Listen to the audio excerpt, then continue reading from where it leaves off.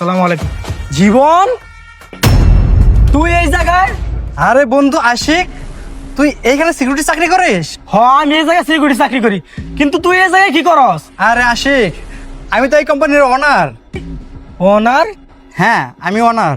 কিন্তু আজকের আগে তো আমি কখনো তোর এই জায়গায় দেখি নাই। আরে আশিক, এটা ছাড়া আমার আরো 4-5টা কোম্পানি আছে। আমি বেশিরভাগই বাসায় থেকে সেগুলো অনলাইনে কাজকাম করি। তাছাড়া এই কোম্পানিতে আমার ম্যানেজার আছে, আমি তার উপরে দায়িত্ব দিচ্ছি। সে সবকিছু দেখাশোনা করে। আজকে আমার একটা ইম্পর্টেন্ট মিটিং ছিল, তাই আমি আজকে এই কোম্পানিতে আইছিলাম। আর সবচেয়ে বড় কথা, তোকে দেখে আমি পুরো অবাক হয়ে গেলাম। হ্যাঁ বন্ধু, তোর লগে আমার অনেকদিন পরে দেখা হয়েছে। তোরা দেখে আমার অনেক ভালো লাগলো।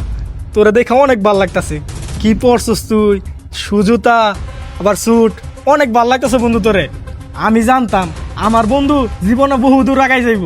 আজকে আমি সেটা নিজের চোখে দেখতে পারতাছি। আজকে আমার অনেক ভালো লাগতেছে। আমি দোয়া করি তুই আরো জীবনে অনেক দূর যা। বন্ধু, তোর ভাই কিন্তু অনেকদিন পর দেখা হয়েছে। চল অফিসের ভিতরে, আজকে আমরা দুজন বসে চা খাবো, আয়। না না না বন্ধু, তুই কি কইতাছস? তুই এত বড় কোম্পানির মালিক, আমি তোর সাথে বইয়া চা খামো? আমি সামান্য একজন সিকিউরিটি গার্ড। মানুষজন দেখলে হাসাহাসি করবো। এই কোম্পানি সবাই তোর সম্মান করে। তোরা যদি দেখে আমার লগে বইয়া চা খাইতেছস, তোরা মানুষ অপমান করতে পারে। না না, আমি চা খাইমো না। তুই আমার কইছস, এতে আমি খুশি। আরে কে কি বললো না বললো এটা দেখার বিষয় না, সবার আগে তুই আমার বন্ধু। আয় তো আমার সাথে। না বন্ধু, আমি যাইমো না। আমি তোর কইছি না, দরকার হলে আমি বাইরে চা খাই এলাম। তুই যা বন্ধু, তোর মিটিংটা শেষ কর। ঠিক আছে বন্ধু, যেহেতু তোর এত সংকোচ লাগতেছে আমার অফিসে বসে তুই আমার লগে চা খাবি না, তার একটা কাজ কর, আমি মিটিংটা শেষ করে আসি। তারপরে আমরা দুই বন্ধু মিলে এই টং দোকানে বসে চা খাবো নি। আচ্ছা বন্ধু, ঠিক আছে, তুই যা। আচ্ছা বন্ধু, তুই আবার ভিতরে যায় কারো বলিস না তোর বন্ধু এই কোম্পানির সিকিউরিটি গার্ড। কেন? কারণ তুই তো জানোস আমি তোর বন্ধু, কিন্তু মানুষের চোখে আমি তো সাধারণ একটা সিকিউরিটি গার্ড। মানুষ এসব নিয়ে অনেক মজা করব, অনেক হাসাহাসি করব। আমি চাই না আমার বন্ধু আমার কারণে কারো কাছে হাসির পাত্র হোক। আর তুই আমারে কোনো কথা কইবি না, আর কোনো জ্ঞানও দিবি না। এসব কথা কইলে তোর কিন্তু আমি সাপোর্ট দিব। আমি কিন্তু তোর ভালো ভালো বলতেছি, তুই কিন্তু কারো কাছে কইবি না আমি যে তোর বন্ধু। আচ্ছা ঠিক আছে, আমার মিটিংয়ের সময় হয়ে যেতেছে, তাহলে আমি মিটিং শেষ করে আসি। আমার বন্ধু জীবনে অনেক উন্নতি করছে। আমার দেহ অনেক ভালো লাগতেছে। আমার বন্ধুটা অনেক ভালো।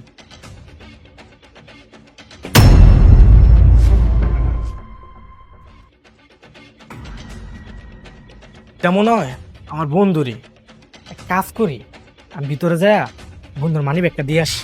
আমি একটু যাই। নুসরাত, আমি যে তোমাকে কাজগুলো দিছিলাম সেগুলো কি কমপ্লিট করছো?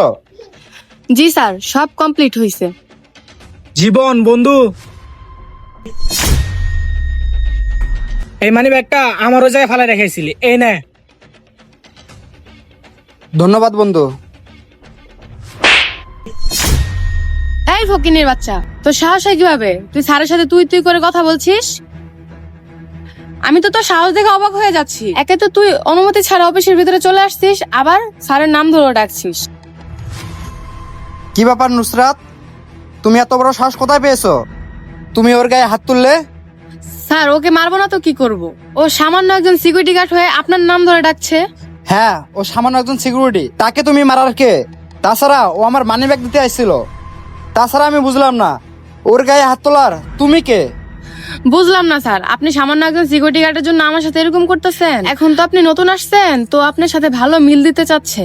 আর এসব লোকেদের আমার চিনা আছে, ওরা প্রথমে মধুর মধুর কথা বলে পরে সব নিয়ে চলে যায়। আর আপনি চিন্তা করেন না, এটা হ্যান্ডেল করার দায়িত্ব আমার। হ্যাঁ, তুমি চুপ করো।